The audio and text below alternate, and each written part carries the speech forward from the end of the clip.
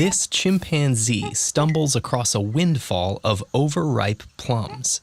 Many of them have split open, drawing him to their intoxicating fruity odor. He gorges himself and begins to experience some strange effects.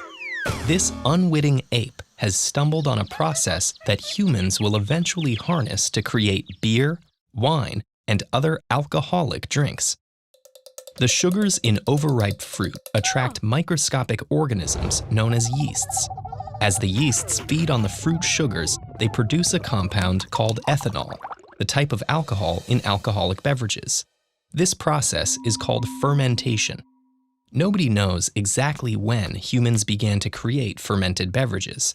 The earliest known evidence comes from 7000 BCE in China, where residue in clay pots has revealed that people were making an alcoholic beverage from fermented rice, millet, grapes, and honey. Within a few thousand years, cultures all over the world were fermenting their own drinks. Ancient Mesopotamians and Egyptians made beer throughout the year from stored cereal grains. This beer was available to all social classes, and workers even received it in their daily rations. They also made wine, but because the climate wasn't ideal for growing grapes, it was a rare and expensive delicacy. By contrast, in Greece and Rome, where grapes grew more easily, wine was as readily available as beer was in Egypt and Mesopotamia.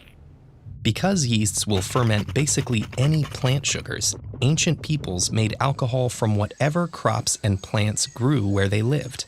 In South America, people made chicha from grains, sometimes adding hallucinogenic herbs.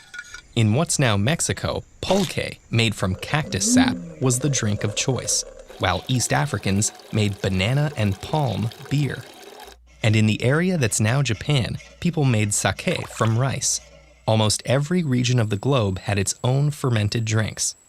As alcohol consumption became part of everyday life, some authorities latched onto effects they perceived as positive. Greek physicians considered wine to be good for health, and poets testified to its creative qualities. Others were more concerned about alcohol's potential for abuse. Greek philosophers promoted temperance.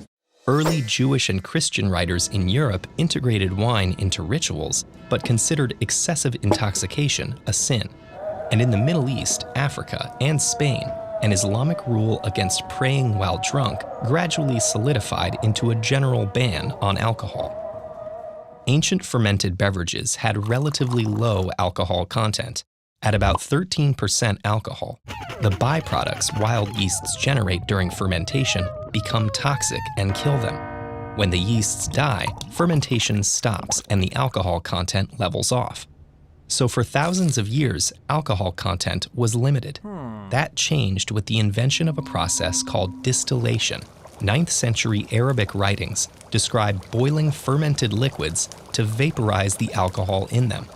Alcohol boils at a lower temperature than water, so it vaporizes first. Capture this vapor, cool it down, and what's left is liquid alcohol much more concentrated than any fermented beverage. At first, these stronger spirits were used for medicinal purposes. Then, spirits became an important trade commodity because unlike beer and wine, they didn't spoil. Rum made from sugar harvested in European colonies in the Caribbean became a staple for sailors and was traded to North America. Europeans brought brandy and gin to Africa and traded it for enslaved people, land, and goods like palm oil and rubber. Spirits became a form of money in these regions. During the Age of Exploration, spirits played a crucial role in long-distance sea voyages. Sailing from Europe to East Asia and the Americas could take months, and keeping water fresh for the crews was a challenge. Adding a bucket of brandy to a water barrel kept water fresh longer because alcohol is a preservative that kills harmful microbes.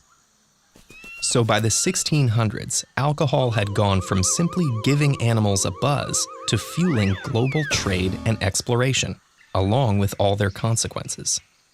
As time went on, its role in human society would only get more complicated. Tracing the history of our industry and agriculture gives us a fascinating look at what we value as a species and how we've ended up where we are today. Check out these 2 lessons for a super specific and eye-opening look at why we're like this.